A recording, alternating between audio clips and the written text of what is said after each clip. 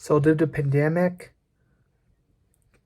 hurt the merit of intellectual conversation, or did the pandemic create the most stressful generation? Yeah. Well, let's backtrack a little bit. Pre-pandemic, it feels like a long time ago. Almost, it's been about 3 years now since the pandemic first occurred, and it's hard to imagine life before that. But let me just give you a quick overview. People had friends for different purposes. You have friends that were for outside, just gossip. You can take out your gossip and they'll laugh about it. You have like work employees, like people that you work with for productivity purposes, just to do stuff, get stuff done, do whatever your manager tells you to do. And you have your employees there to help you. You have those people that are from emotional support, whatever's for you feeling, when you're feeling stressed or you're feeling depression or stuff like that. They have these people to talk to. And then you, like your family, or like people, or you have your family, like those that are really close that you know that you can talk to. Those people that for life advice, those people that can teach you things that you didn't know before, and how you can change what you do in life. And all of these culminate into what is the social life. Pre-pandemic, that was the case. You had different people for different sectors of life. And the workplace just became a literally the name, workplace. And then the pandemic came around. Conversation was changed dramatically. Before the pandemic, you would have these conversations, and it was these free flowing of information. Like you're saying something, and this other guy interrupts you, but it wasn't for any harm, for anything, because they have something to say. They want to say it. If you have something to say, obviously you need to say it. Don't keep it in your heart or head very long, or so it becomes a burden on you. And because you just speak whatever is in your mind, the conversation becomes free flowing, and the conversation keeps moving forward. You get constantly new ideas to talk about. And then a pandemic happened. All that conversation disappeared. And what was like all these applications that help people, that are supposed to help people connect more than ever, despite that, the feeling of conversation is missing.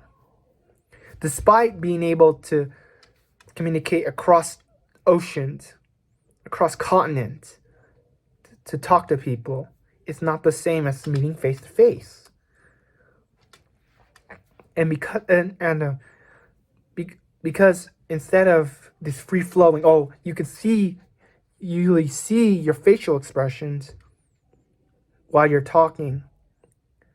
You see their facial expressions while they're talking, and then you can make conclusions based on that, and then it keeps the conversation moving forward. But in the pandemic world, in the Zoom format, you would have somebody speaks, but then when other people speak, they can't see the facial expressions of when they want to speak.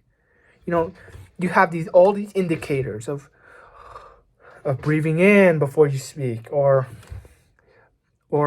laying your gestures pointing it out to the person you want to talk to before they talk.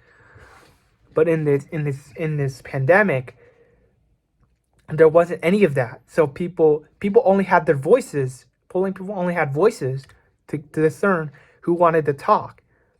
And in the workforce, you have to be very respectful. And so when that happens, when people start interrupting and there's confusion, people are like,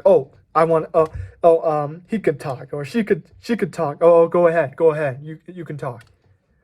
and then it creates like more confusion. Like, oh, what were you talking about? Or um, oh, did you have something to say? If the first person was talking, and then she got interrupted. Maybe they were talking to, what was it, something important or something? It created more confusion when the pre-pandemic there wasn't any of that because you had facial expressions along with that. In the workforce, that's very troubling. And because of this isolation and weirdly people don't get as good of a conversations as they would have before the pandemic, all these friends of sectors of life that I was talking about, they go away. They went away for some reason. And now those work employees that you work with, instead of having different people for different areas like emotional support, gossip, and so on, you have these employees. Let's say you work with one employee in particular, and like behind the scenes, you're like a separate Zoom. You're talking about like your stress. Oh, I'm feeling a lot of stress lately from the pandemic. Um, I'm worried about the money coming in and the high water bottle prices or so on. You put your stress on them, and they don't expect it because usually like they're like, oh, I just want to work. Do I want to just get the test done. But you put this burden on them. There's like, oh, I'm stressed. Can you help me with that? Or oh, I'm feeling depressed. Like I'm not feeling motivated. Like, can you help me with that? And the more burdens you put on a person, the more they're stressed. And even though and stress creates burning out. And that even though like let's say you're working like even if you're working like 30 hours a week, if you're working 30 hours a week and you have to carry the burdens of your employee who's really mad at the manager because they requested a raise and they didn't get it. It's it, it's worse than working 40 hours a week and you don't have to deal with those burdens. And before the pandemic, there were backtrack. In very previous generations, you were just the job you were working with, no matter how bad it was. People found a way to just keep going, just deal with it. And then as more recent generations came on, these employees have more, not I don't want to say more power, but they decided to speak up more about what they don't like about their job. And now in this generation, it becomes to the point where if you don't like your job, you just quit the job. Or and you don't like the job.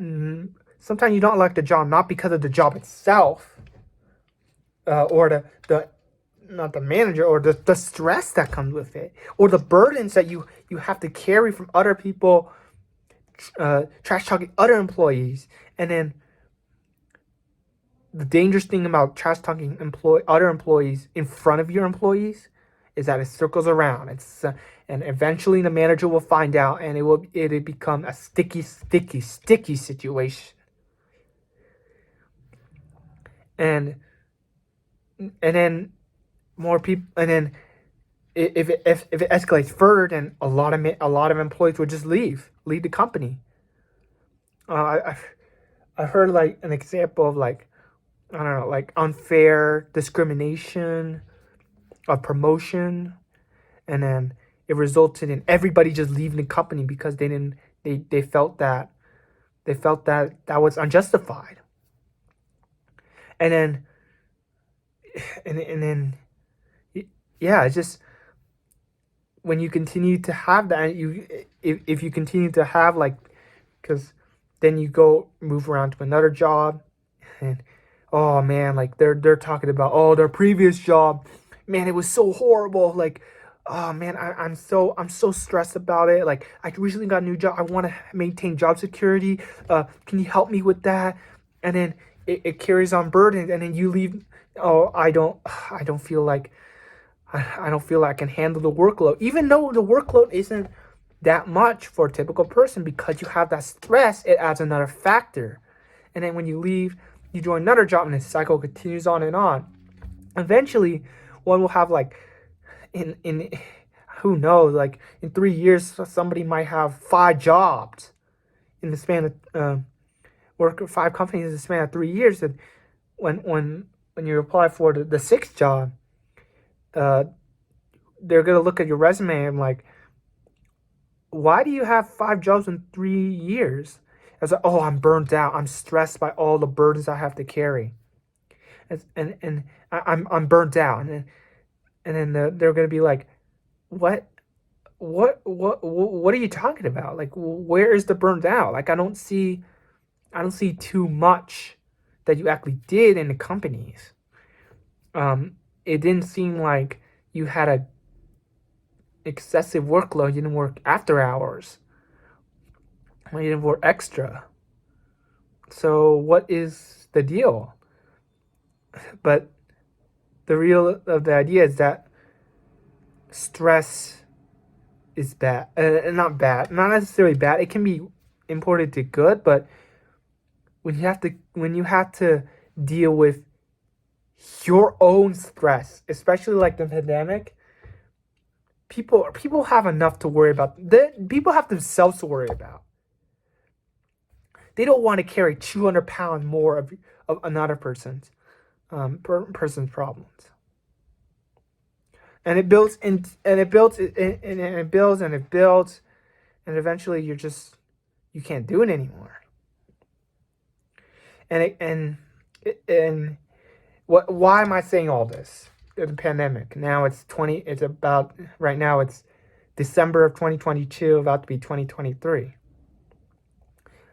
The idea of the American dream. The American dream used to be was initially an idea that anybody can come to the United States and achieve whatever they want through hard work, whatever it means. If you come to the United States, you have hope. It was a symbol for opportunity, and that was why so many immigrants came to floodgates open to the United States during the 20th century, and it continues to today. But the flaw with that is that the American dream was an individualistic idea. Was that anyone can come to the United States and do and achieve the best life they can. The problem is that it lacked the group aspect. And it's hard to understand. It's hard to understand people now. A lot of people. We have so many cultures in the United States, comprising over 300 million people, yet we know so little about them. And because we don't understand a lot of the cultures, sometimes we have these generalizations that we place on people. And then that's just another thing added on to the 10 feet pile of things they have to worry about. And then it adds to the burnout. It adds to, like this, there's this stigma about like whatever culture you're part of, or that, oh man, like, do I really want to do this? They're gonna like, yeah, and then they burn out. So now, as we look at the present day, 2022, this is, it's been 3 years after the pandemic. Pretty much all companies at this point are resuming back to in person. And remember those communication techniques I was talking about? Well, now we're in an awkward phase right now. Is that people have a hard time reading hand gestures, reading having facial recognition of what's actually going on. And because more people are isolated, more people are more reserved. They don't want They don't want to share. They really don't want to share what's going on. And conversations start to wane. And the amount of intellectual conversation has decreased. Either because people don't want to, or because there's a misunderstanding. There's a gap between people. And I think that the pandemic really changed a lot of that. We are less empathetic. We are more self-centered. The age of technology, a lot of these apps that the main purpose was to connect people, expand the horizons, meet people that we never met before so we could understand them.